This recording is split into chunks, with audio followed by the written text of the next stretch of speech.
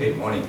So what I'm going to talk about today is a technology that can deal with IoT security in general. And the keyword is whitelisting, and I'll explain the concept. So just look at the recent events. So we know that there's a recent event that a Russian hacker hacked into a US electric grid operator. So how does the guy do it? So he penetrates one of the contractor of this company's personal device, and then steal the password on this device. And then let this contractor walk into this electric grid company and then spread the malware. Okay, so that's one example. The other example is very famous in Taiwan, TSMC, the world's biggest semiconductor fabrication company. So an employee tried to install some new software on a new equipment computer. And before he plugged this new equipment computer to the network, he forgot to scan the computer with the antivirus malware. And once he plugged it in, then all hell broke loose. Right? So that's another incident. Now, these two security incidents teach us two things. One, the application or program still have vulnerability. That's one issue. The other is the so-called BYOD security. Bring your own device. Like nowadays, people attack your things not through internet, but through your employee or through your contractor. So before we go in and explain how these things work, I want to explain the concept of vulnerability. It's not very deep, it's very simple. Right? So imagine that you have an application that has so-called vulnerability. So vulnerability means somebody can inject a piece of code into your program and they can run it. And that piece of code is usually called share code. But the share code usually is very, very small. You cannot do much with the share code. So usually with the share code, the first thing you do is you download some malware. And with that malware, you can do all kinds of bad things. You can use the machine as a zombie. You can blackmail people and so on. So once the malware program starts to run, then damage would happen on your computer. So that's the 5 steps. Right? Your application has vulnerability. Somebody inject a piece of code. And that piece of code, in turn, download malware. When the malware runs, then something bad happens on your computer. That's it, 5 steps. Now, if you want to stop this, you can stop it in any of the 5 steps. You don't have to stop them all of the 5 steps. Just any one of them would do. So let's examine what actually happened. If you can write a program that doesn't have vulnerability, then you are good. You don't have any of this problem. But it's very, very difficult. Right?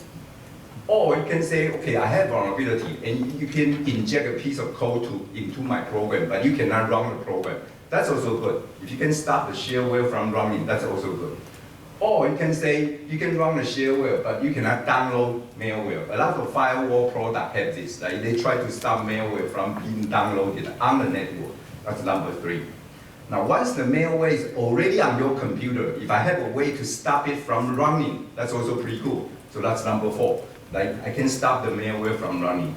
Or the malware already run. Somehow you notice there's a problem. That's better than nothing. Right? Better than you don't know anything.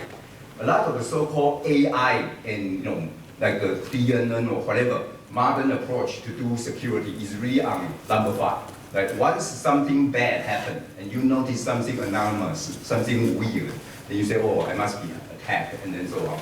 But it's already kind of late because the malware already started running. So we think the right thing to do is number 4. You should stop the malware from running, even if your malware is already entering your computer. And there are 2 approaches to do that. You can do it through blacklist approach, or you can do it in a whitelist approach. And we are advocating whitelist approach. Why? Because there's this notion of automated malware generator. Nowadays, if somebody writes a piece of malware, there's a program called automated malware generator. They can turn that malware into thousands or tens of thousands of variants with identical runtime behavior. So you can actually generate as many malware as you want. So there's no need to. So if you as a result, the number of bad programs is much greater than the number of good programs. And this is what this is showing. The x-axis is time. The y-axis is the number of bad programs in the world. On the left is for laptop, on the right is for mobile phone. So you can see that the number of malware, bad program grows exponentially after a certain point in time, after this and after this. And what happens during this time? Because there's an automatic malware generator. Like there are tools like that. So if I'm a guy that writes a piece of malware, I can use this automatic malware generator to generate thousands of them without any problem. So with this, it means that if you want to stop it, you should not use blacklist. You should use whitelist. The idea of blacklist is let's just collect all the bad guys and put it in a list. That's called blacklist. Whitelist means let's put together all the good guys in a list. That's whitelist. And since the number of bad programs is much, much greater than the number of good programs, we should use whitelist instead of blacklist. Now, almost all existing antivirus software use blacklist. Okay, they don't use whitelist. So that's why we are claiming that we should use what we call application whitelist. Put all the good application in a whitelist. And when you want to run the program, check against the whitelist. If it's not in the whitelist, don't run it. That's it. And you only allow, as a result, you only allow a certain set of programs to run on your computer and no others. So that's the idea of application whitelist. Now, this idea seems conceptually simple, right? If you are an undergraduate student, you probably know like no big deal. If I can come up with a whitelist and I enforce it, that's that. On my computer, no matter how you download any kind of malware, that malware cannot run because the malware is not in the whitelist. But there are a lot of implementation issues. Like how do you come up with an initial whitelist? Let's say I give you a brand new server, Windows 2016 server. You tell me what's its whitelist, okay? And then how do you enforce this whitelist check? You can do it inside the operating system, but some people do not like the idea of injecting a kernel module into the operating system to do that. And how do you do this without modifying the operating system? Or whenever there are application update, how do you accommodate software update? Do you need to update the whitelist automatically, and how do you do that? And then, of course, there's this whitelist fundamentally is more restrictive, so some system administrator may not like it, and so on. So these are the implementation issues associated with the application whitelist. But in any case, if you have application whitelist, then number 3 step of both attacks will not happen. Like even if somehow you have vulnerability, somehow somebody manages to download a piece of malware into your computer, that malware cannot run because that malware is not in your whitelist. So both of these attacks could have been prevented. And this is not just our idea, like, this is US CERT, NCCIC recommend that among all the things that you should do when you want to secure your enterprise or critical servers or your IoT devices, make sure application whitelist is number 1. Whenever you do anything, ask yourself, how come I don't turn on application whitelist on my device? Okay, so that's NCCIC. Same with the NIST. This is a US standard organization, and then NSA, National Security Agency. They also recommend application whitelisting should be your first line of defense. So, but just because you put some program into the whitelist doesn't mean those programs will not have vulnerability. They can still have vulnerability, right? It's just that whenever you have a malware downloaded, those malware cannot run. If you really worry about, you don't want any bad things from happening, even including share code, then you can stop it at the step number 2.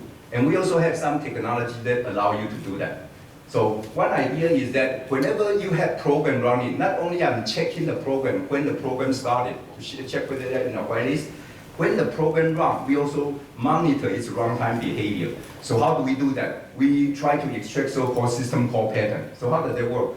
Traditionally, you have application source code. And after the compiler, you get binary code. That's very simple. That's what everybody is doing.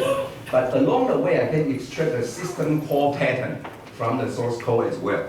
And this meaning, like I say that this application, when you run, it should execute system call 11, system call 8, system call 76, system call 21, and so on. That's something I can extract from the source code. Now, at the runtime, I'm going to check it. So I say, okay, the first one, 11, good. Number 8, good. But the third one, it should be 76, and yet at the runtime is 92. So there's a difference. So then I know this is the whitelist of the system call pattern that the program should be making. And this is the runtime behavior that you observe. And since there's a deviation from the system call whitelist, I know something is bad. Like this particular program probably will get attacked and compromised already. Or you can do even more check, like control flow. You can check the control flow behavior of a program. Like this is like a control flow of an application. And at runtime, I'm checking, okay, B1 should be followed by B2, B3, B4, 5, and so on. And after B5, it should go to B6. How come it go to some places? So there must be an attack, for example. And this is an even more detailed attack, even more detailed check of a program's runtime behavior. So we call all of these things multi-tier whitelisting. Right? When I have a computer system and I have a set of programs running, I want to enforce the whitelist behavior. So things that are positive, I want to explicitly enumerate that. So the good thing about this approach is we are characterizing the good rather than profile the bad. Why is that a big difference? Like traditionally, when you want to do security, you say, let's observe what the bad guys are doing, this and that. I'm saying that, forget it. You don't even need to do that. Just focus on what the good guys is supposed to do and focus on the good guy. And characterize the good behavior as exactly as possible.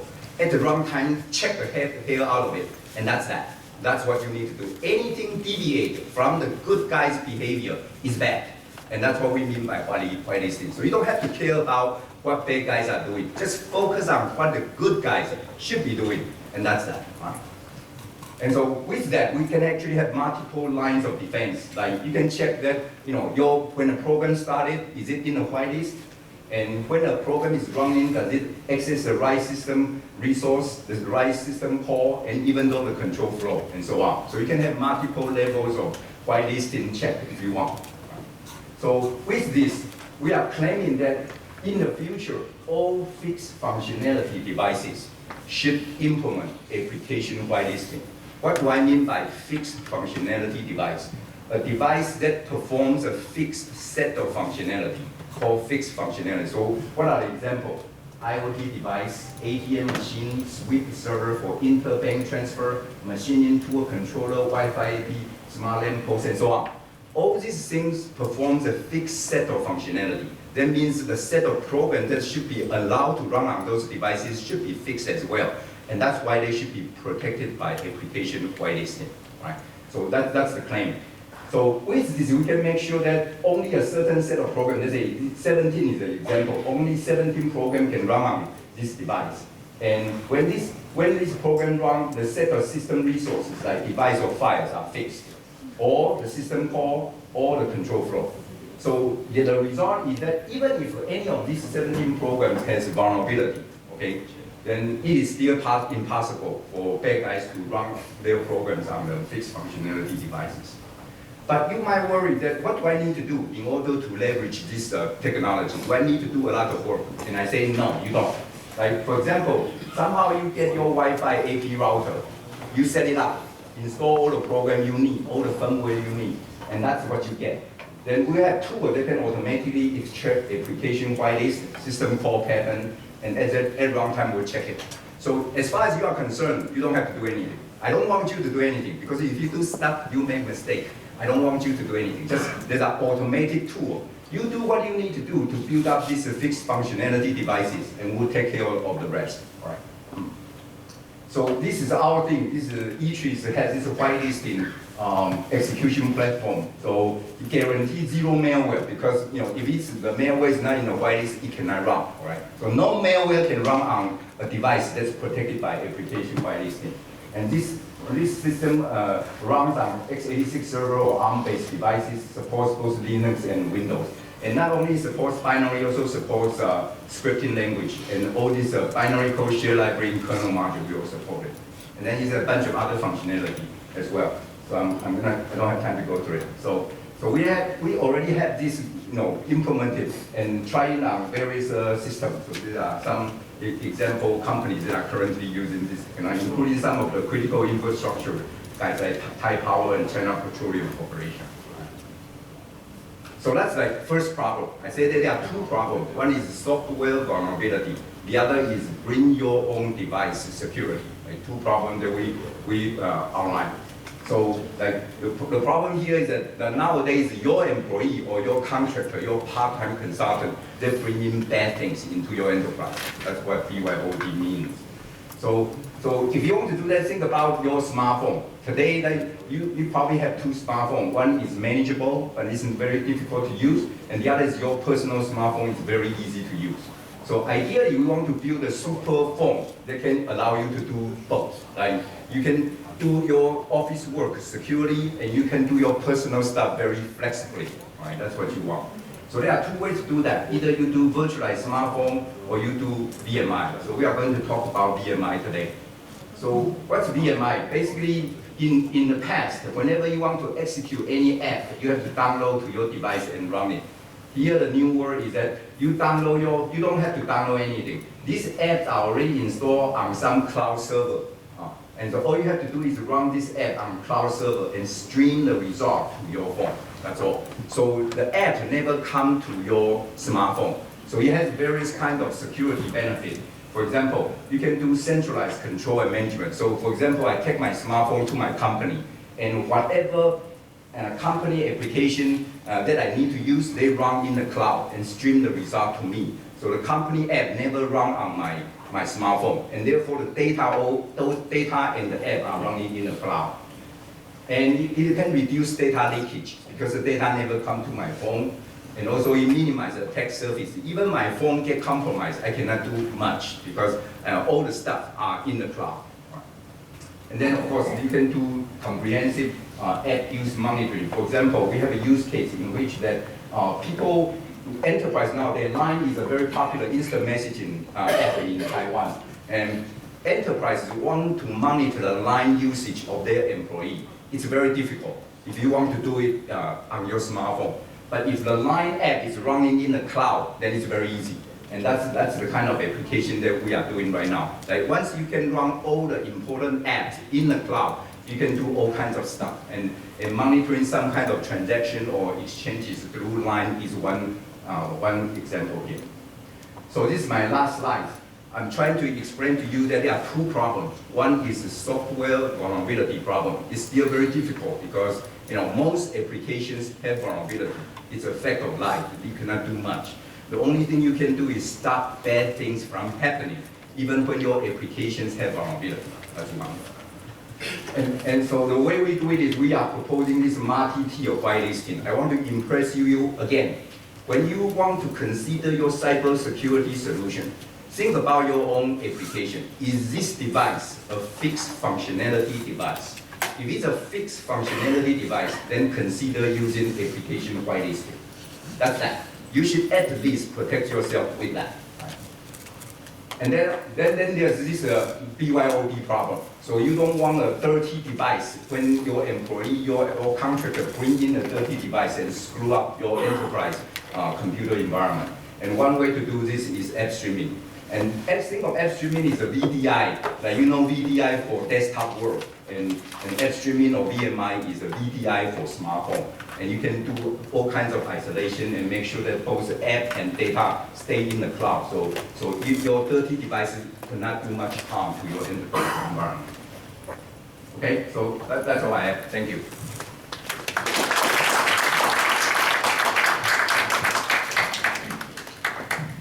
In this time, I provided some very short summary in Japanese.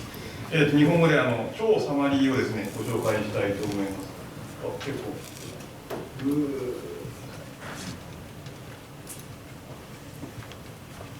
今日の、チェイさんのドクター・チェイのプレゼンテーションの、メッセージは、2つです。1つは、ホワイトリストによる、セキュリティの確保、もう1つは、バーチャルデスクトップと似たような、テクノロジーを使ったモバイル環境の、セキュリティですね。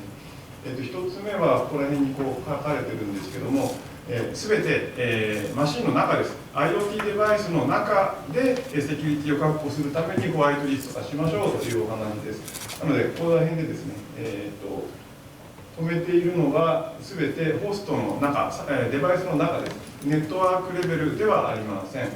そのデバイスの中のプロセスでホワイトリスト化を図って、それを無用なものを止めてしまう。でこのホワイトリストのメンテナンスも自動でできるんだというのが、彼らのテクノロジーだそうです。これでですね、